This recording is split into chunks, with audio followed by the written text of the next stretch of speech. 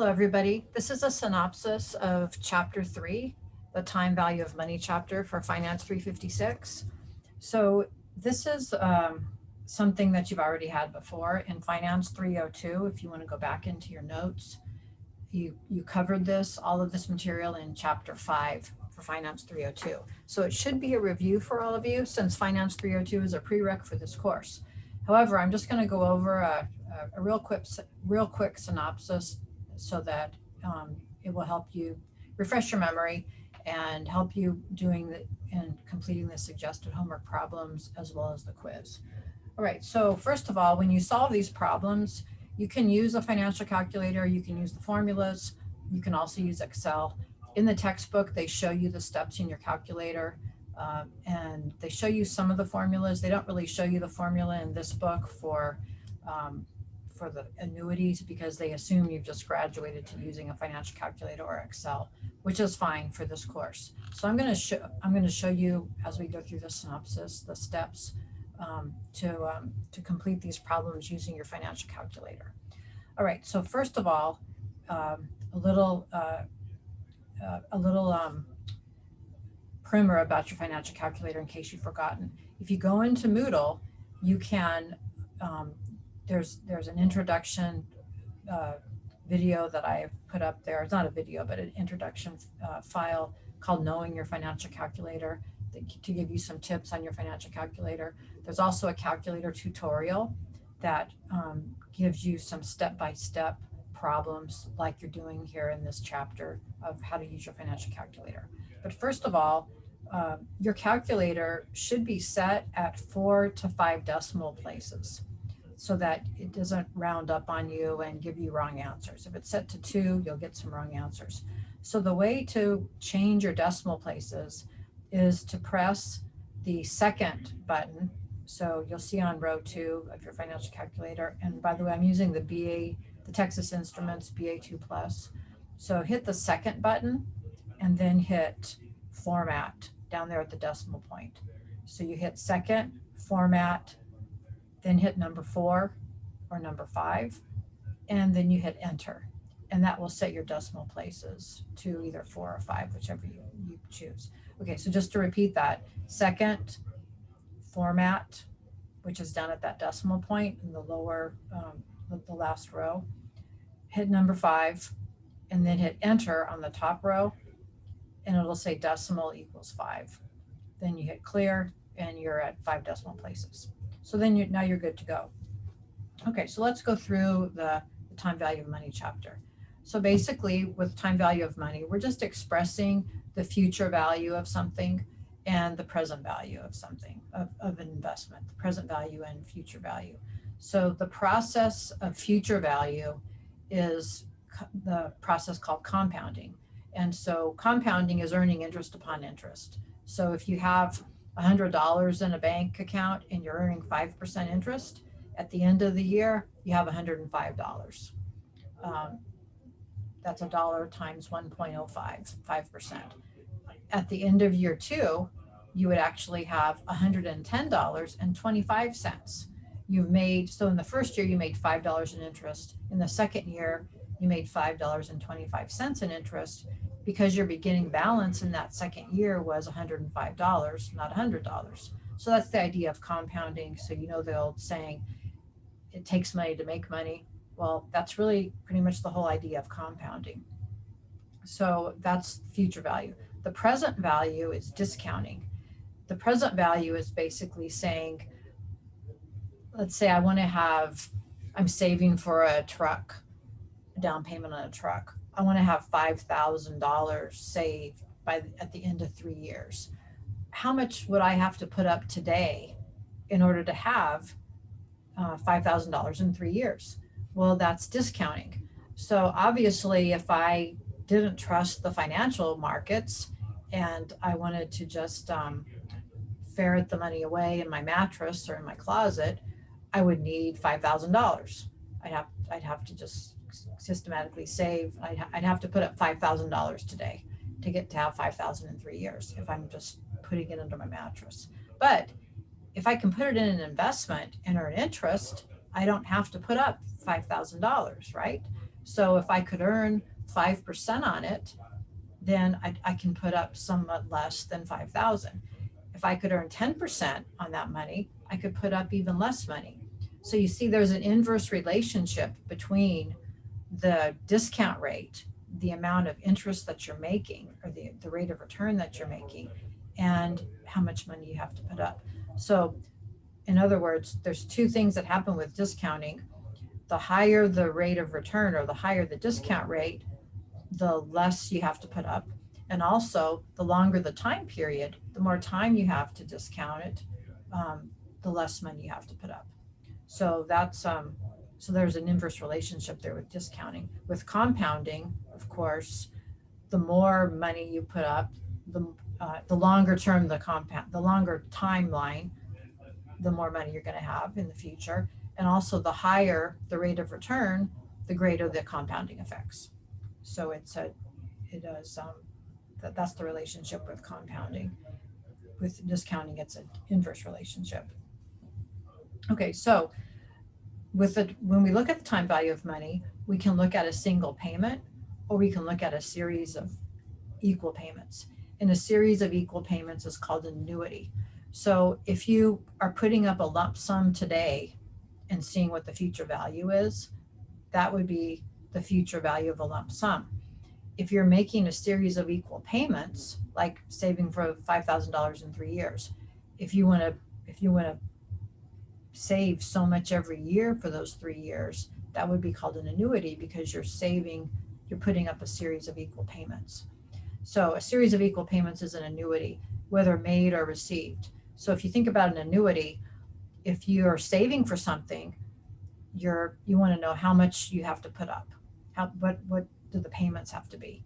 That's the future value. That would be the future value of an annuity. Also, if you're thinking about the present value of an annuity, that's where you want to know how much money you would have to put up today so that you can receive the payments. So let's say you want to put up a lump sum, and then at some time in the future, you want to start taking money out. You want to annuitize your investment. So an annuity is an equal series of payments, whether you're saving the money, putting the money in, or whether you're taking the money out. It's still considered an annuity. It's just a series of equal payments. Now, there's two types of annuities. When we just say annuity, we're talking about an ordinary annuity. That's when the payments are made or received at the end of each year or the end of each time period.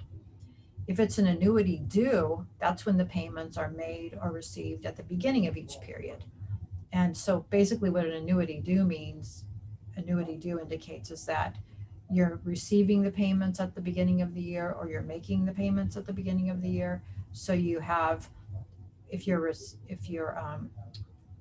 are making the payments at the end of the year, or at the beginning of the year rather, with an annuity due, the result is a higher future value, because you're basically getting one extra period of compounding.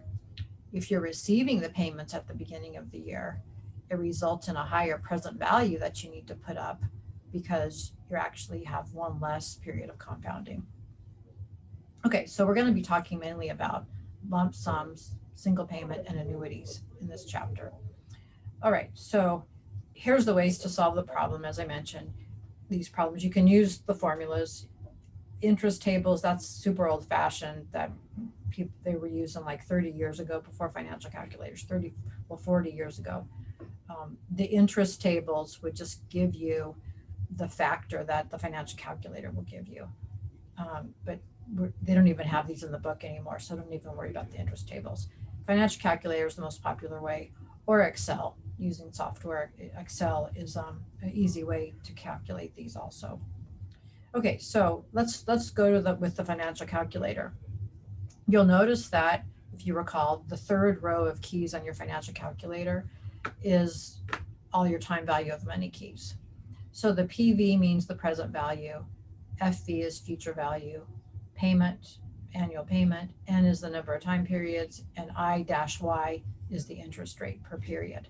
So you enter in all this information, and then when you want the answer, you hit the compute button first, and then what you're trying to get. So in other words, if you're trying to find future value, you would enter everything else in, and then you would hit compute future value, and it'll give you the answer. So let's look at some more information about the financial calculator.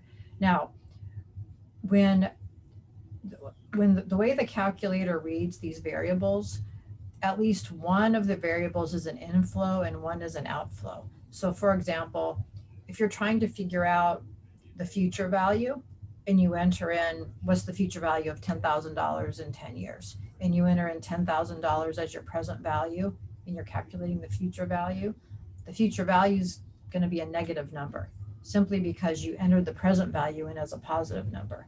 So you just ignore that negative number. The easiest thing to do is just to think about whenever I'm saving money, that's an outflow. So I should put that in as a negative number. So ideally, I should put that $10,000 in present value as a negative number. So what you would do is you'd put the $10,000 in your calculator, hit the plus minus key on the bottom row, and then put in present value. It only becomes an issue if you have a situation on your where you're trying to solve for the interest rate, or say trying to solve for N, where you have to input the future value and the present value. In that case, you definitely have to put the present value in as a negative, or else you're going to get an error message. It'll say error 5. Okay, so here's the formula, which is hopefully is familiar to you. This is the formula for the future value. And they're just P of N, P sub N is the future value, or what they're calling the terminal value in this chapter. So the future value equals the present value times 1 plus the interest rate to the nth power. Okay, so the way you would work this formula, you take 1 plus the interest rate to the nth power and multiply that by your present value, and that'll give you the future value. If you're going to use your financial calculator, you would put in the present value, you put in the interest rate, you put in N. There's no payments associated, so you would just put in 0 in the payment, and then you'd hit compute future value, and that'll give you the answer. Okay, so remember, as I said earlier, the higher the interest rate, the longer the time period, the higher your future value, or greater the terminal value. And here they're just showing the higher your interest rate, the higher your future value is going to be. Okay, this is the formula for present value. So the present value is simply the future value divided by 1 plus the interest rate to the nth power. So you take your future value here, divide it by this, and you get your present value. And by the way, those tables that I was talking about that nobody uses anymore, the tables would give us this number, this number here. So anyway, if you're going to use your financial calculator, the formula is simple, but either way, you would put in your future value, interest rate, and payment is 0, hit compute present value, PV, and that'll give you the answer. So remember, with the present value, the higher the interest rate, the higher the discount rate, the lower the present value is going to be. The longer the time period, the lower the present value is going to be. And so that those both result in a lower present value. So if you think about it, if you wanted to think about this, let's say you're saving for a house, you want to save $10,000. Okay, if you don't need the $10,000 for 10 years, if you take the present value back 10 years, that's going to be a lower number that you have to put up than if you need that money in 5 years, because you have longer term for the money to grow, longer time for the money to grow. So the longer the time period, the less money you have to put up, the lower the present value. All right, so they're just illustrating that in a graph. Now there's some later on in the slides, there's some examples that we'll go over. Okay, now we're talking about an annuity. So an annuity, as I mentioned, is simply an equal payment, a series of equal payments. The payments are made or received at the end of the year. It's an ordinary annuity. Made or received at the beginning of the year. It's an annuity deal. Now, to calculate an ordinary annuity, don't worry about these charts. Let me back up here. So to calculate an ordinary annuity, you just enter the information in your calculator. Let's say you're solving for the future value of an annuity. You enter in the payment, present value is going to be 0. Enter in interest rate, enter in N, and hit compute future value. That'll give you the future value.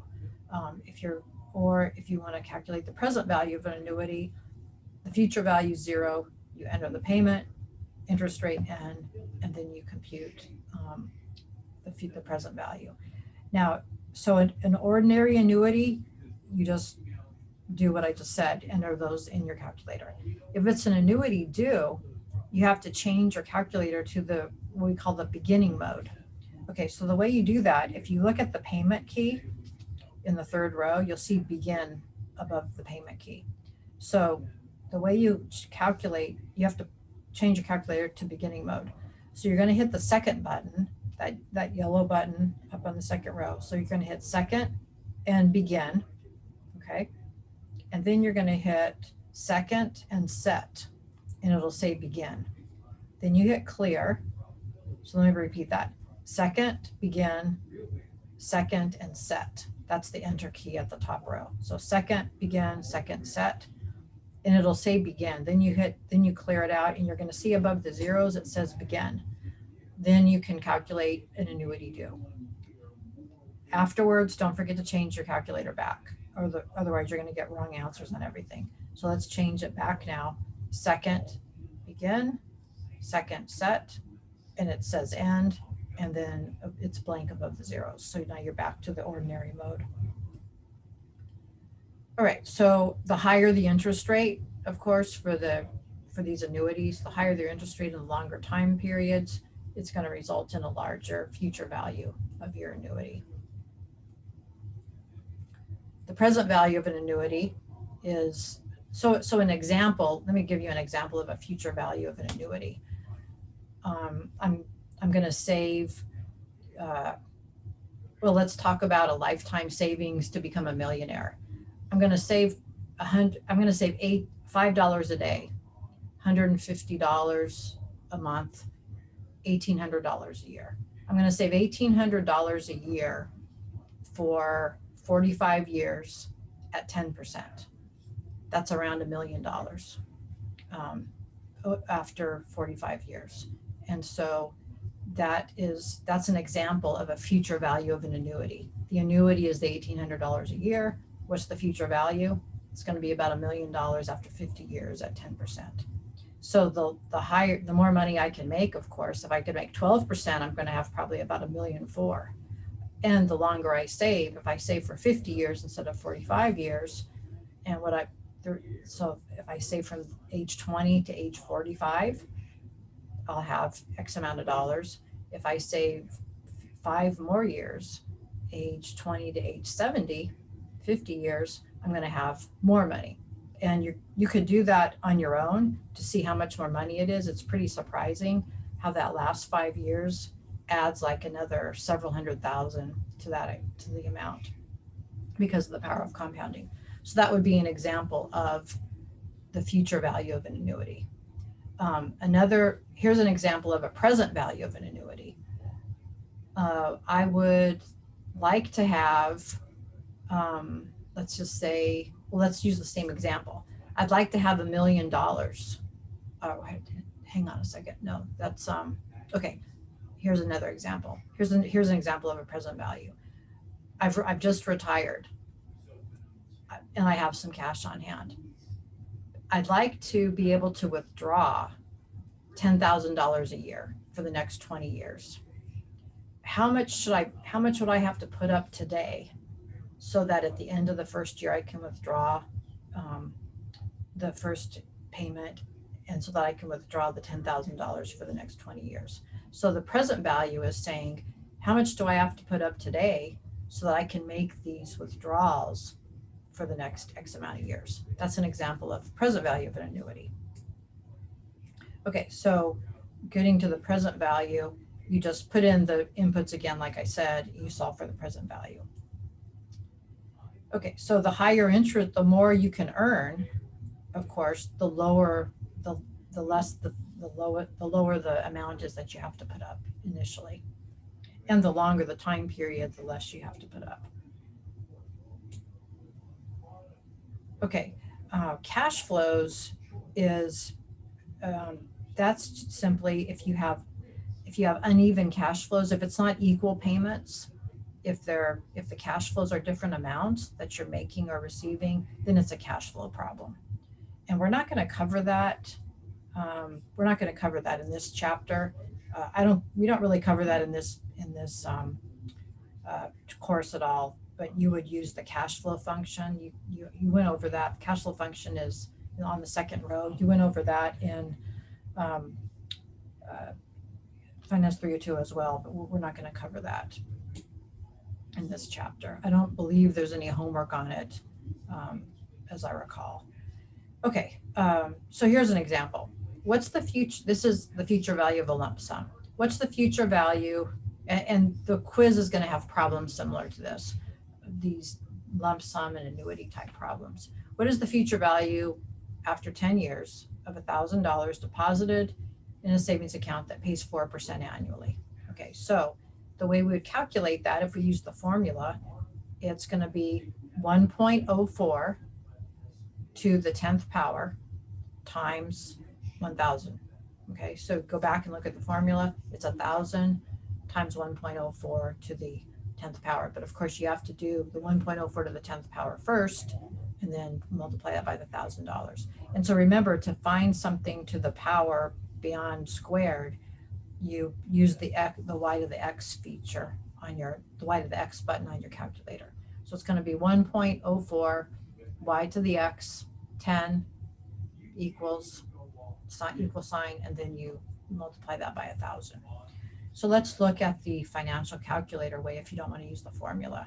So here's your inputs. So you're going to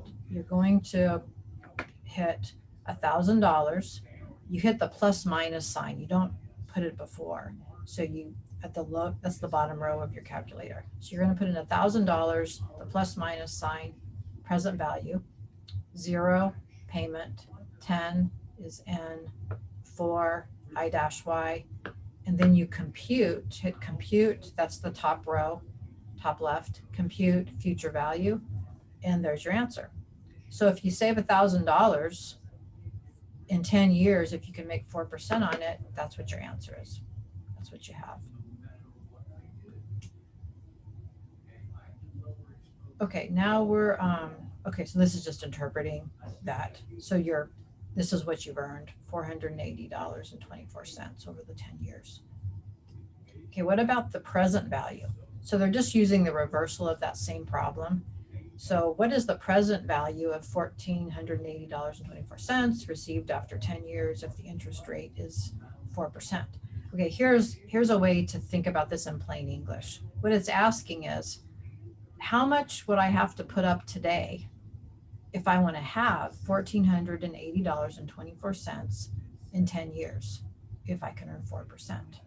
So the way you calculate that, it's 1480.24 divided by 1.04 to the 10th power. That's the formula for the present value. Or we can use our financial calculator. You put in the future value. So it's 1480.24 future value. Payment, 0 payment, 10 is N, 4 is I dash Y, compute present value, and you get $1,000. Present value of a lump sum. So far we've done an example of the future value of a lump sum and the present value of a lump sum. Okay.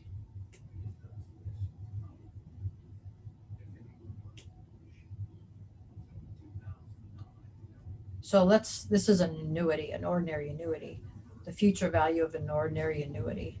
So if you deposit $1,000 a year at the end of each year, $1,000 at the end of each year for 10 years, what do you have at the end of 10 years if you could earn 8%? Okay, so let's put that in our calculator. So the present value is 0. We haven't put a lump sum in. Instead, we're depositing $1,000 a year. So that's an outflow, so that's negative. So you're going to put in 0 present value. And by the way, the order doesn't matter, the order that you enter these in your calculator. $1,000 plus minus sign payment, 10 and N, I, 8, I dash Y, and you're going to compute future value. And there you have it. You have almost $14,500 over 10 years. If you've saved $1,000 a year for 10 years and converted 8%. Now, if this were an annuity due calculation, what that is asking is, how much would you have if instead of waiting and putting the $1,000 in at the end of the year, you put it in at the beginning of the year? And basically what that does is give you an extra period of compounding. So to get that answer, you would change your calculator to beginning mode, and it's going to give you a higher number because you have an extra period of compounding. Another way to get it is just to take this answer and multiply it by 1 plus the interest rate, 1.08, and that would give you the answer of the future value if this were an annuity due. All right. Okay, now this is a present value. What is the present value of an ordinary annuity for 10 years if the rate is 10%? Okay, in plain English, what they're saying is, I want to be able to withdraw $1,000 a year. Wait, 10,000, wait a second, let me see what they've done. Okay, I'm sorry. I want to be able to withdraw $10,000 a year for 10 years. How much should I put up today so that I can withdraw $10,000 a year at the end of 10 years that counts down to 0? How much should I put up today if I can earn 8% on it? All right, so there is no future value 0 because the account's going to be zeroed out. The payment is $10,000 a year at the end of each year. N is 10, interest rate is 8. So here's the answer, $67,100. So if I put up $67,100 today in an account that earns 8%, I would have enough money in there to be able to withdraw $10,000 at the end of each year for 10 years. And then it's worth nothing. The account is zeroed out at the end of the 10 years. So that's the present value of an ordinary annuity. If this were the present value of an annuity due, what it's saying is, how much would I have to put up today if I want to take the first $10,000 out immediately, and then at the beginning of each year, take the subsequent $10,000 withdrawal out? So I would have to have one less period of compounding. So I'm going to have to put up a little bit more money. And so you change your calculator to beginning mode, or you can take this number and multiply by 1.08. That would give you the answer to the present value of an annuity due. Oops. Okay, and then finally, I think this is the last slide. Yeah. So finally, we have to make an adjustment if the frequency of compounding is greater than 1 year. So all through this chapter, we've been talking about these rates of return that are compounded annually. But what if something is compounded semi-annually or quarterly? So in other words, let me go back to this example. I'm going to go back to the first example, the future value of a lump sum. Okay, so let's change this up. What is the future value of $1,000 that pays 4% semi-annually? So in other words, I'm not getting 4% a year. I'm going to get 2% every 6 months. Okay, so so you have to make some changes if the compounding is more frequent than annually. So instead of saying $1,000 times 1.04 to the 10th power, it's going to be $1,000 times 1.02 to the 20th power. You see, because I'm not getting 4% every year for 10 years. I'm getting 2% every 6 months for 20 periods. So there's 2 things you have to do. You have to multiply n times 2, and then you you multiply n by the number of compounding periods, and then you divide the interest rate by the number of compounding periods. So if this were compounded semi-annually, n is going to become 20. This interest rate is going to become 2. What if it were compounded quarterly? Well, if we're compounded quarterly, then I would be getting 1% 4 times a year. So the 10 years is going to become 40 periods. 10 times 4 is 40. And then the 4%, 4 divided by 4 compounding periods is going to be 1. So I'd be getting 1% for 40 periods. So let's go back to the semi-annual example. So if I was going to convert this to semi-annual payments, n is going to become 20, and the I is going to become 2, I dash y. And it's going to be a little bit higher number because of it's compounding more frequently. If this were compounded quarterly, n is going to become 40, I is going to become 1, 4 divided by 4. It's going to be a little bit even higher number, okay? So that's how you adjust for more frequent compounding. Okay, well this sums up chapter 3. Thank you for watching and listening.